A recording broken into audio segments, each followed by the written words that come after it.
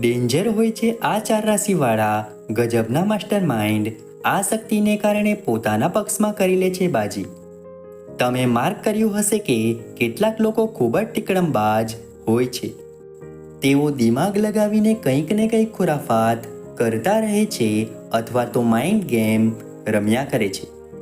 જ્યોતિષશાસ્ત્ર મુજબ આવી વ્યક્તિઓમાં master mind હોવાની આ પ્રકૃતિ તેમના રાશિના ગુણોને કારણે હોય છે.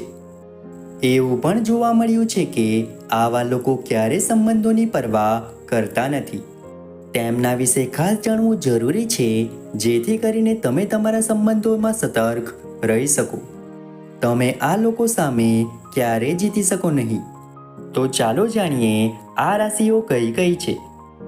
પહેલી રાશિ છે મિથુન રાશિ.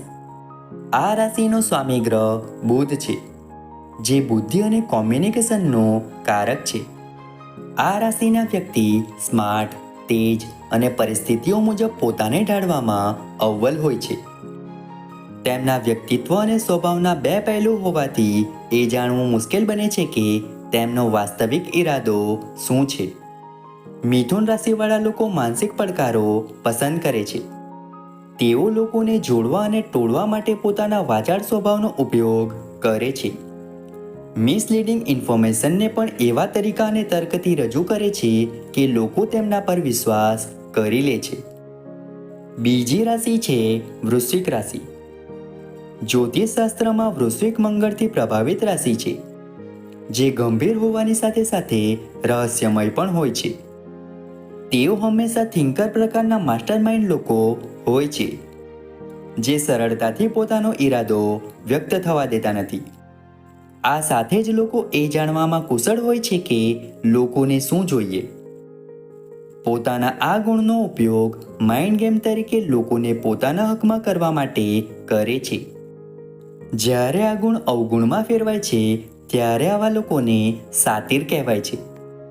ત્રીજી રાશિ છે તુલા રાશિ. તુલા રાશિવાળાનો સ્વામી શુક્ર ગ્રહ છે. આ રાશિના વ્યક્તિ પણ માઇન્ડ ગેમ રમી શકે છે. આ તેમની સાથે રહીને પણ સમજવું મુશ્કેલ છે, કારણ કે તેઓ ખૂબ જ મિલનસાર સ્વભાવના હોય છે, પરંતુ તેઓ ઘણા ડિપ્લોમેટિક હોય છે, જે પરિસ્થિતિઓને પોતાના હકમાં જાળવી રાખવા માટે તથ્યો અને પરિસ્થિતિઓમાં હેરફેર કરી શકે છે. આ માસ્ટરમાઇન્ડ વ્યક્તિ સમજાવવામાં નિષ્ણાત હોવાને કારણે કોઈને પણ ધીમે ધીમે પ્રભાવિત કરીને પોતાનું કામ કઢાવી લે છે. ચોથી રાશિ છે કુંભ રાશિ. આ શનિ દ્વારા શાસિત રાશિ છે, જે બૌદ્ધિક અને અપરંપરાગત હોવાની સાથે સાથે વ્યવહારિક અને થોડી રહસ્યમય પણ હોય છે. તેમની સોચ ખૂબ જ અનોખી હોય છે. તેમને લોકો અને સ્થિતિઓને ઓળખતા સારું આવડે છે, જેનાથી તેઓ પોતાની સ્માર્ટ રણનીતિ બનાવી શકે છે. તેઓ નાની નાની વાતોને નોટિસ કરે છે અને તેમને પોતાના ફાયદા માટે ઉપયોગમાં લે છે.